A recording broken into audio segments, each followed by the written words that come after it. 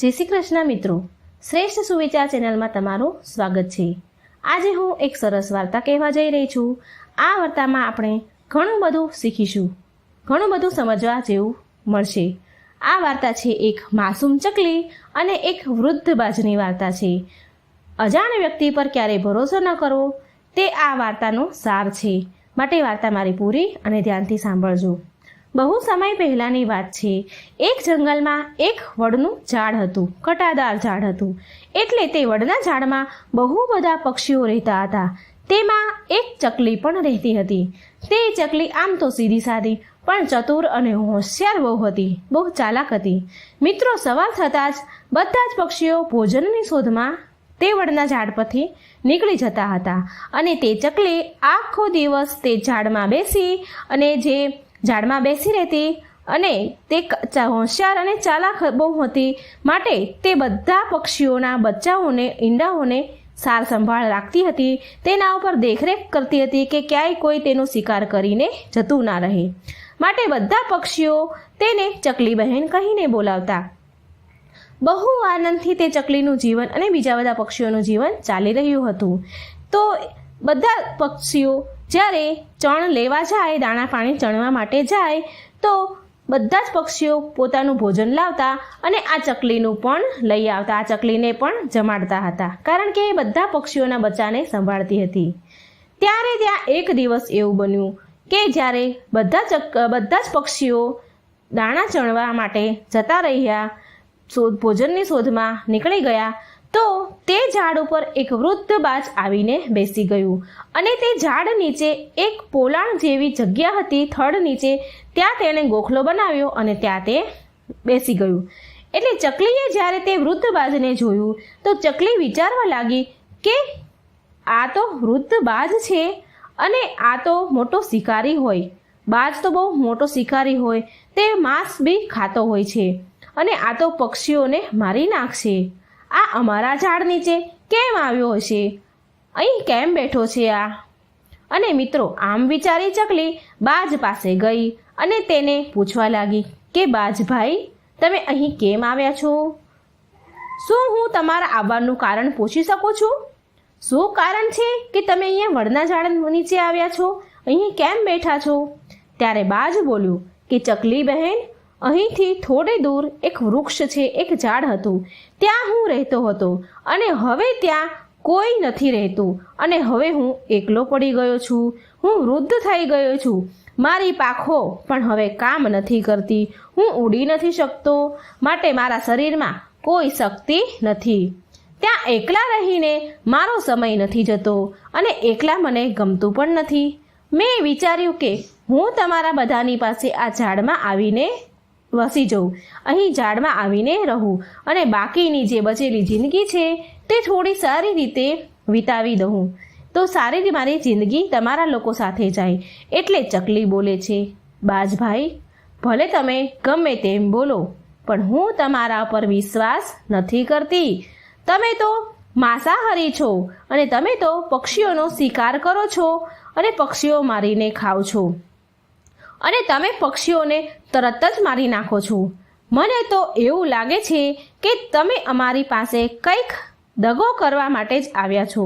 મને તો લાગે છે કે તમે જે આ પક્ષીઓના માળામાં જે બચ્ચા છે તેને બધાને મારીને ખાવા માટે જ આવ્યા છો। ચકલીની આવી વાત સાંભળી બાજ કહે છે કે ચકલી બહેન, તમે આ શું કહી રહ્યા છો? તમે વિશ્વાસ કરો, મારી વાત પર વિશ્વાસ કરો અને ધ્યાનથી સાંભળો। મારી પાંખો એટલી બધી કમજોર થઈ ગઈ છે કે હવે હું મારાથી ઉડી શકાતું નથી। મારા શરીરમાં શક્તિ જ રહી નથી। મેં શિકાર કરવાનું બંધ કરી દીધું છે, મેં માંસ ખાવાનું પણ છોડી દીધું છે। આ સાંભળી ચકલી બોલે છે કે શું વાઘના મોઢામાં ફળ ફૂલ આવી જાય તો શું એ શિકાર કરવાનું બંધ કરી દે ખરી? ના રે ના, એવું ક્યારે બને નહીં બાજભાઈ। એટલે ચકલી બોલી આ વાત સાંભળી કે ચકલીની વાત સાંભળી અને બાજ બોલે છે, કહે છે, ચકલી બેન, તમારી એ વાત તો બરાબર છે, પણ મારી વાત પર વિશ્વાસ કરો, મેં આજ પછી શિકાર કરવાનું છોડી દીધું છે। હું કોઈ માંસાહારી પદાર્થ નહીં ખાઉં, કોઈને નહીં મારું, કોઈ પણ જીવને મારીને હું નહીં ખાઉં. માટે બાકીની જિંદગી જે મારી બચી છે તે હવે તમારા બધાની સાથે મને રહેવા દો અને પૂરી કરવા દો. થોડી દયા કરો મારી ઉપર અને હું આમ જ ભગવાનનું ભજન કરીશ અને જીવીશ. મિત્રો, આમ બાજ અને ચકલીને વાત કરતાં કરતાં સાંજ પડી જાય છે. દલીલ કરે છે બંને સામસામે અને સાંજ પડવા લાગી અને સાંજ પડી એટલે બધા જ પક્ષીઓ તેના માળામાં આવી ગયા.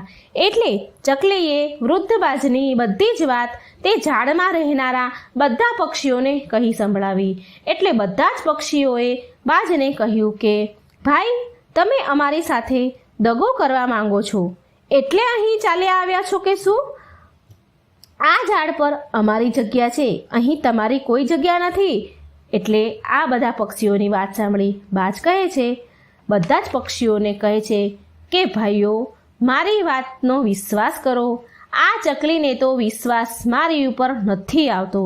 મારા પક્ષી ભાઈ બહેનો, તમે મારી વાત માનો. હું હવે વૃદ્ધ થઈ ગયો છું. મારામાં હવે શક્તિ નથી રહી. હું ઉડી પણ નથી શકતો. મારી ઉંમર પણ થઈ ગઈ છે. મારે હવે મારી જિંદગી જે થોડી એવી વધી છે ને, એ હું તમારી સાથે હળી મળીને રહેવા માંગુ છું. હું શાંતિથી જિંદગી વિતાવવા માંગુ છું. હું તમને બધાને બહુ પ્રેમ કરીશ અને તમારા બધાનો પ્રેમ પણ હું પામીશ. બસ મારે આટલું જ જોઈએ છે મારી જિંદગીમાં. મારે બીજું કંઈ નથી જોતું. મારી ઉપર આટલી દયા કરો અને મને અહીં રહેવા દો. એટલે આ બધી ગળગળા અવાજમાં બાજ બોલ્યો. એટલે આ બધા પક્ષીઓ મળીને ચકલીને કહેવા લાગ્યા, ચકલી બેન, તમે આ વૃદ્ધ બાજને અહીં રહેવા દો. આ વૃદ્ધ થઈ ગયો છે, તેનામાં કોઈ શક્તિ પણ નથી રહી. તે આપણું શું કરી લેવાનો છે? તો એ બાજને ઉપર તમે દયા કરો. તે આપણા આંગણે આવ્યો છે અને બિચારો કરી પણ શું શકશે? તે તો ઉડી પણ નથી શકતો. તેના શરીરમાં તો શક્તિ જ નથી.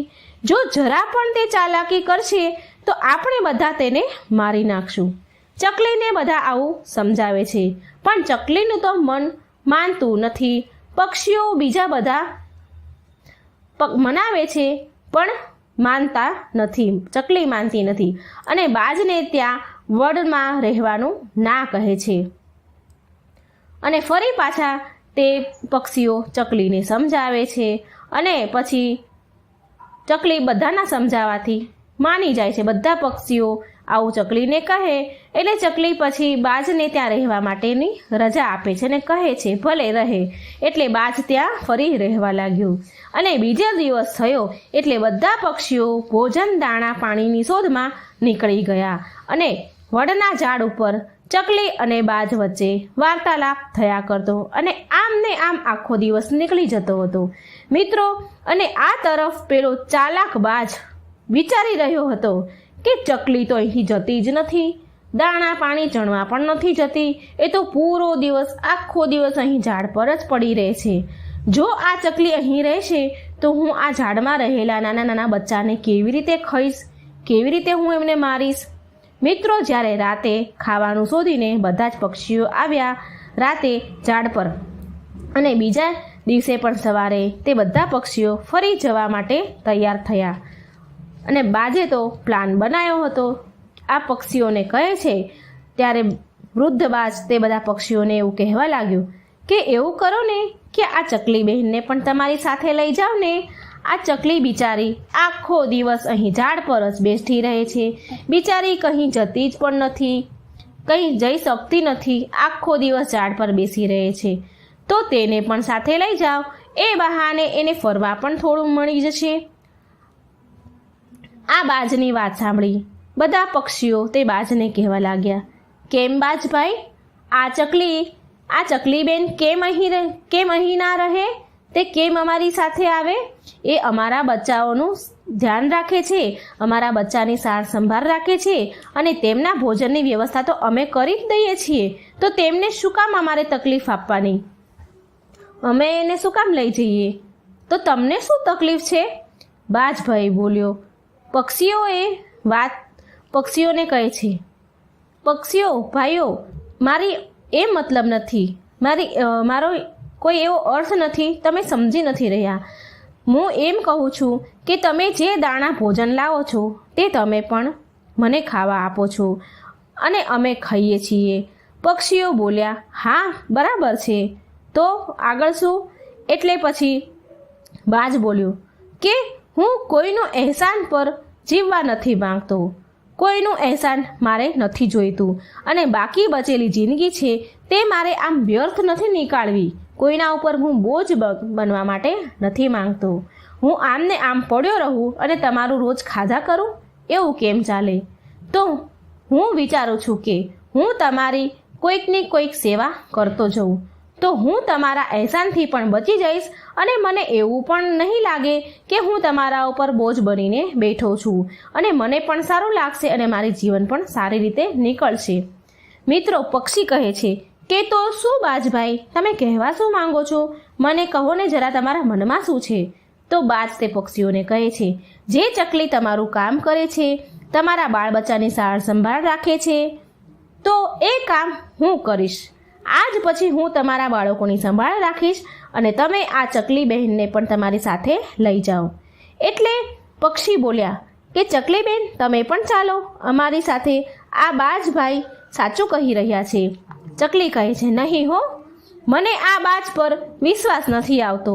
આ બાજ તમારી સાથે દગો કરવા માંગે છે. તમને ખબર નથી પડી રહી, હું નહીં આવું. આ સાંભળીને બાજ ફરી પાછો બોલ્યા, પક્ષીઓ મિત્રો, મારી વાત પર વિશ્વાસ કરો.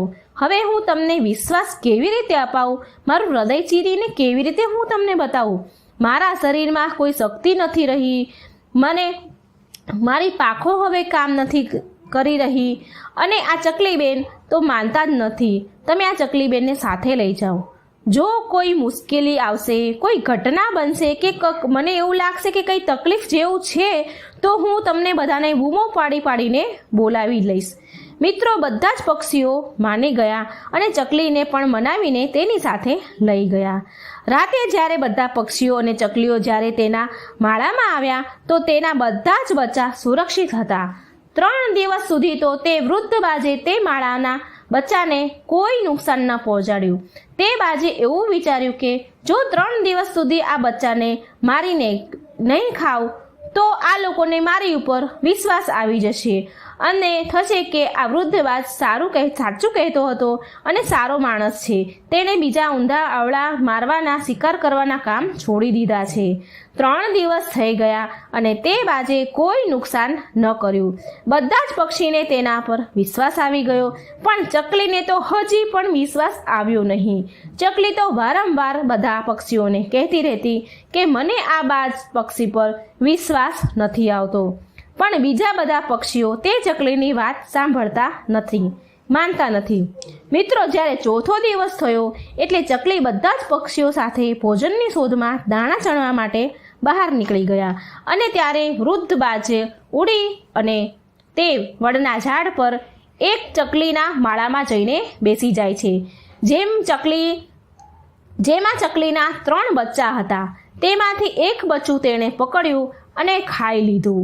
બીજા માળામાં ગયો અને બીજી ચકલીનું બચ્ચું લીધું અને તેણે પણ ખાઈ લીધું અને 2 બચ્ચાને ખાઈ ગયો અને સીધો આવીને તેની જગ્યા પર આવી ગયો.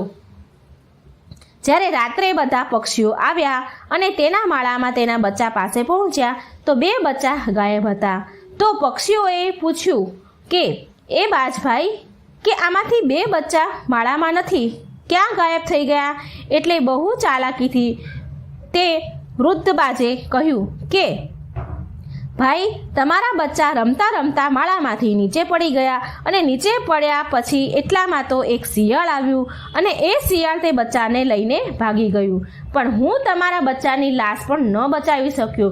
જો હું તેમને તમારા બચ્ચાની લાશ બતાવી દેત તમને તો તમને લોકોને વિશ્વાસ આવી જાત, પણ હું ડરી ગયો હતો અને ઉડી પણ શકતો ન હતો.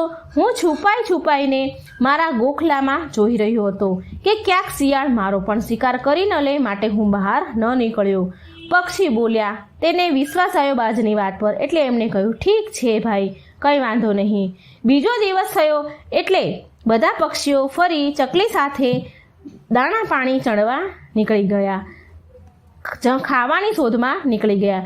તો બીજા દિવસે એણે બાજે એવું કર્યું કે કેટલાય બચ્ચા માળામાંથી ઉઠાવીને બાજે ખાધા અને કેટલાય માળાને તો નીચે ફેંક્યા, કેટલાય માળા વીખી નાખ્યા, જમીન પર ફેંકી દીધા અને કેટલાય ઈંડા જમીન પર નાખીને તોડી નાખ્યા. પક્ષીઓના માળા તહેસ મહેસ કરી નાખ્યા અને ચૂપચાપ પછી તે થોડા ઘણા બચ્ચા ખાઈ અને તેની જગ્યાએ તેના ગોખલા પર બેસી ગયો અને બોલ્યો કે કેટલું સ્વાદિષ્ટ માંસ હતું, કેટલા સરસ બચ્ચા મીઠા હતા. આવું તે બોલ્યો અને તે મોજમાં આવી ગયો અને બોલ્યો કે મને મજા આવી ગઈ આજ તો જમવાની. અને એવું થયું કે રાત્રે જ્યારે બધા પક્ષીઓ ઘરે આવ્યા એટલે તેમણે જોયું કે તેના માળામાં તહેસ મહેસ થઈ ગયા છે, માળા ઉજળી ગયા છે, બચ્ચાઓ ઘણાય મરી ગયા છે, ઈંડાઓ ઘણા ફૂટી ગયા છે. આ જોઈ અને બધા પક્ષીઓ તો બહુ ગભરાઈ ગયા અને તે બધા પક્ષીઓને તે વૃદ્ધ બાજ પાસે જઈને બધા પક્ષીઓએ પૂછ્યું, વૃદ્ધ બાજભાઈ, આ શું થયું છે? આ બધું તહેસ મહેસ કેવી રીતે થઈ ગયું? તમે ક્યાં ગયા હતા? તો વૃદ્ધ બાજ બોલ્યું કે ભાઈ, મને માફ કરજો. આજે એક એવો વાંદરો આવ્યો હતો કે જેણે આ ઝાડને તો હલાવી દીધું, બધી ડાળીઓ હલાવી મૂકી અને બધા માળાઓને વીખી નાખ્યા અને કેટલા બચ્ચા મારી નાખ્યા, કેટલા ઈંડાઓ ફેંકી દીધા. એણે તો તહેસ મહેસ કરી નાખ્યું. મિત્રો, બધા જ પક્ષીઓ ઉદાસ થઈ ગયા અને રડવા લાગ્યા. તેને તે દિવસે પણ બાજની વાત પર કંઈ ખબર ન પડી. બીજો દિવસ થયો એટલે ચકલી અને બીજા બધા પક્ષીઓએ વિચાર્યું કે કંઈક તો કરવું પડશે. એટલે બધાએ વિચાર્યું કે આપણે કાલે દાણા ચણવા માટે નહીં જઈએ અને ક્યાંક દૂર જઈને છુપાઈને આપણે જોઈશું કે થઈ શું રહ્યું છે. ક્યાંક આ વૃદ્ધ બાજ તો ખોટું નથી કરી રહ્યો, ક્યાંક એ તો આપણને દગો નથી આપી રહ્યો ને. આપણે કાલે છુપાઈને જોઈશું. અને એમ જ થયું.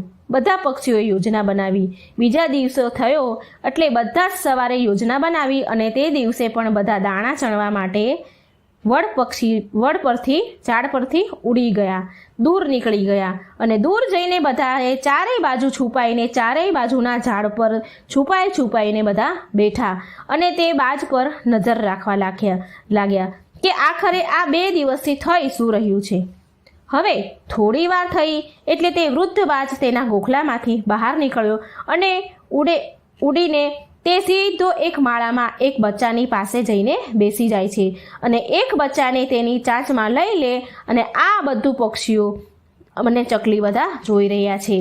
એટલે ચકલી બોલી, તમે બધા કહી રહ્યા હતા ને કે એ બાજ એવું કહેતો હતો કે શિયાળ આવ્યો ને કોઈ વાંદરો આવ્યો, બધા જ બચ્ચાને મારીને નાખતો હતો, લઈ જતો હતો. એવું બધું કહેતો હતો ને, એ બધું ખોટું હતું. એ ચકલી બધા પક્ષીઓને દૂર રહીને જોઈ રહ્યા હતા. એટલે એ ચકલી એ બધાને પક્ષીઓને આવું કહી રહી છે કે જુઓ, તમે વિશ્વાસ કર્યો તો બાજ પર, જુઓ પણ તે શું કરી રહ્યો છે. અને પછી આટલું કહી અને ચકલી ફટાફટ ઉડીને જઈને પહોંચી તે બાજ પાસે અને તે બાજને કહ્યું, ઓ બાજભાઈ, તમે તો અમારી સાથે દગો કરવા માગતા ન હતા ને? તમે તો કહેતા હતા ને કે મારી ઉપર વિશ્વાસ કરો, તમે તો બહુ વિશ્વાસુ હતા ને? તમે તો અમને બધાને વિશ્વાસ અપાવ્યો હતો કે હું ભગવાનનું ભજન કરીશ, મારાથી ઉડી નથી શકાતું, હું માંસ નથી ખાતો, મેં શિકાર કરવાનું છોડી દીધું છે. તમે બધું તો આવું કહી રહ્યા હતા ને? તો આ તમારી ચાંચમાં બચ્ચું કેમનું આવ્યું? મેં તમને કહ્યું હતું કે તમે દગો કરી રહ્યા છો અને તમે તો એવું કહેતા હતા કે મેં તો શિકાર કરવાનું છોડી દીધું છે. તો આ ચાંચમાં બચ્ચું કેવી રીતે દબાવીને મૂક્યું છે તમે? કેમ દબાવ્યું છે તમે? અને જ્યારે તમે ઉડી જ નથી શકતા તો તમે આ ડાળી ઉપર કેવી રીતે આવ્યા? કોણ લાવ્યું તમને અહીં સુધી? મિત્રો, ચકલીની વાત સાંભળીને બાજ તો ગભરાઈ ગયો અને વિચારવા લાગ્યો કે અરે, હું તો પકડાઈ ગયો. હું આ બચ્ચાને છોડી દઉં અને અહીંથી સીધો ભાગી જાઉં, મારો જીવ બચાવું, નકર આ લોકો મને મારી નાખશે. ગભરાયો અને આમ વિચારીને તે બચ્ચાને બાજ તેના માળામાં છોડી આવ્યો અને ત્યાંથી ફટાફટ જલ્દી ઉડવા લાગ્યો. એટલામાં જે ઉડવા લાગ્યો એટલે બધા પક્ષીઓ જે જોઈ રહ્યા હતા તે બધા જ પક્ષીઓ બહાર નીકળ્યા અને તે બાજની પાછળ દોડ્યા અને બધા પક્ષીઓએ બાજને ઘેરી લીધો અને તેને મારી નાખ્યો. બધાએ ભેગા થઈને તે બાજને મારી નાખ્યો. એટલે ચકલી બોલી કે હું તમને બધાને કહેતી હતી ને, હું ના પાડતી હતી કે કોઈ પણ અજાણ્યા વ્યક્તિ પર ક્યારેય વિશ્વાસ ન કરો, પણ તમે મારી વાત માન્યા જ નહીં, તમે મારી વાત સમજ્યા જ નહીં. એટલે બધા પક્ષીઓએ ચકલીની માફી માંગી. ચકલી બેન, અમને માફ કરી દો, અમારી ભૂલ થઈ ગઈ, અમને કંઈ સમજમાં ન આવ્યું અને કહ્યું કે અમે તમારી વાત ના સમજી શક્યા એટલે અમારી આવી હાલત થઈ. અમારા બચ્ચા બિચારા મરી ગયા, નાના નાના ઈંડાઓ ફૂટી ગયા, બધું તહેસ મહેસ થઈ ગયું, અમારાથી બહુ મોટી ભૂલ થઈ ગઈ. હવે અમને સમજાઈ ગયું છે કે ક્યારેય અજાણ્યા વ્યક્તિ પર, અજાણ્યા કોઈ પણ પર વિશ્વાસ કરવો નહીં. ચકલી બધાને સમજાવ્યું અને બધાએ માફી માંગી ચકલીની. અને ચકલી કહે છે કે આજ પછી કોઈ પણ અજાણી વ્યક્તિ પર ક્યારેય ભરોસો કરવો નહીં, ક્યારેય પોતાની ઘરની વાત ક્યારેય કરવી નહીં, કારણ કે સામેવાળો વ્યક્તિ જ્યારે એના પેટમાં શું છે એ આપણને ખબર નથી પડતી અને ક્યારે આપણી જોડે દગો કરી જાય તે પણ ખબર નથી પડતી. માટે અજાણી વ્યક્તિ પર ક્યારેય આંખ બંધ કરીને વિશ્વાસ કરવો નહીં. મિત્રો, મારી વાર્તા અહીં પૂરી થાય છે. જો મારી વાર્તા ગમી હોય તો મારી ચેનલને લાઈક અને સબસ્ક્રાઈબ જરૂર કરજો.